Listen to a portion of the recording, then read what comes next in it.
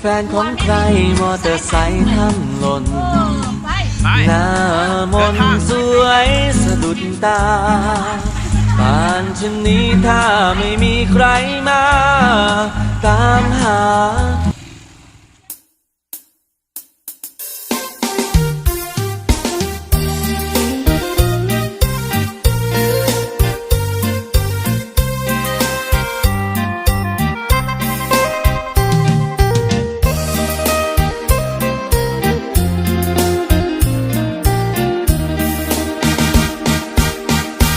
ซองไหลลินเยือนถิ่นวังเวียงภูผาคู่ป่าสีเขียวมาเที่ยวเห็นแล้วสุขใจน้ำใจประเสริฐและเลิศยิ่งกว่าที่ใดแหล่งวัฒนธรรมยิ่งใหญ่ภูมิใจที่ได้มาเยือนผาตั้งสวยงามฟ้าครามน้ำใสเที่ยวทำภูคำยิ่งใหญ่ที่ใดไม่มีเทียบเทียมน้ำตกแก่งยุยสวยงามไม่เคยลำเอียงหากใครได้มาวังเวียง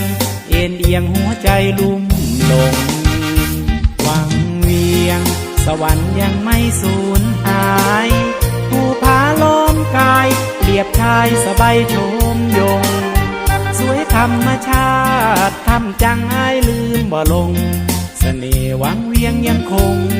ลุ่มหลงอยู่ในหัวใจสายลมพัดพาต้องลาวังเวียงบุญพาวาสนาอายเทียงวังเวียงคงได้มาใหม่เมืองแห่งขุนเขาเล่าขานตำนานพงไพรจากลายังมีเยื่อใยจำใจไกลแล้ววังเวียงวังเวียงสวรรค์ยังไม่สูญหายภูผาล้อมวังสวยดังสบายชมยงเมืองธรรมชาติทำจังอายลืมบ่ลงเสน่ห์วังเวียงยังคงลุ่มหลงอยู่ในหัวใจน้ำซองไหลมาต้องลาวังเวียงบุญพาวาสนาอายเทียงวังเวียงคงได้มาใหม่เมืองแห่งขุนเขาเล่าขานตำนานพงไพรจากลายังมีเยื่อใยจำใจไกลแล้ววังเวียง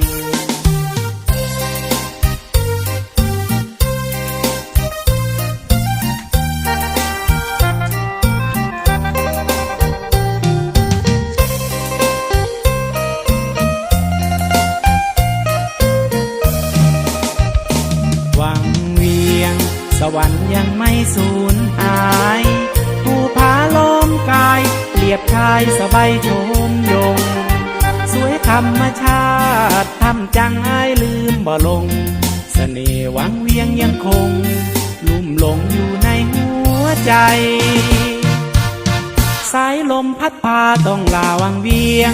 บุญพาวาสนาอายเทียงวังเวียงคงได้มาใหม่เมืองแห่งขุนเขาเล่าขานตำนานพงไพร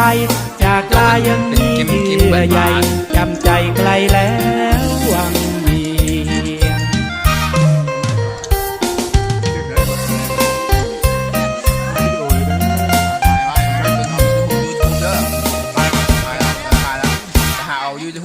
กำลังจะพากกันมาจะพากเหยียบพากรายงานสบายดีเนาะ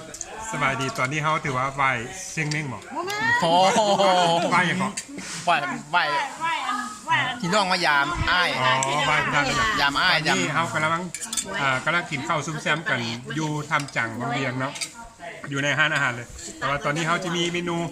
ต้มส้มปลาคางหมูปิ้นแล้วก็ไก่เนาะไก่ต้มแล้วก็ลาบป่าแล้วก็มีตำบักหุ่งนำเนาะโอเคเดี๋ยวเขาก็จะกินไปเรื่อยๆเนาะกำลังแซ่บตอนนี้แซ่บโอเคขอบใจที่รีวิวอาหารวันนี้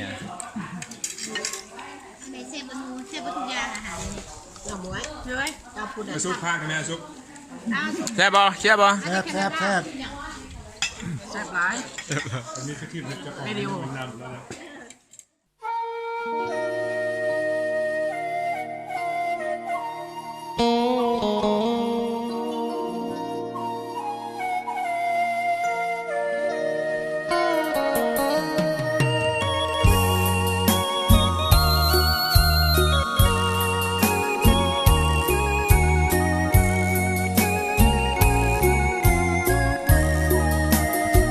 คือหอดบ้านเฮาเนาะ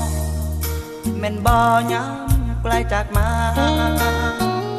แงนคอเบิ่งฟ้าเมื่อลมพัดมาวอยวอเลิกงานสองเฮานัดกินข้าวน้ำกันปากซอยเขาหัวหอมจากจานลาบก้อย ใจลอยไปถึงทุ่งนาป่านนี้บ้านเฮาเนาะแม่พ่อคงรอห่วงใยบ้านเหนือบ้านใต้คงไกลล้อมใจศรัทธาเฮ็ดบุญอีกคราว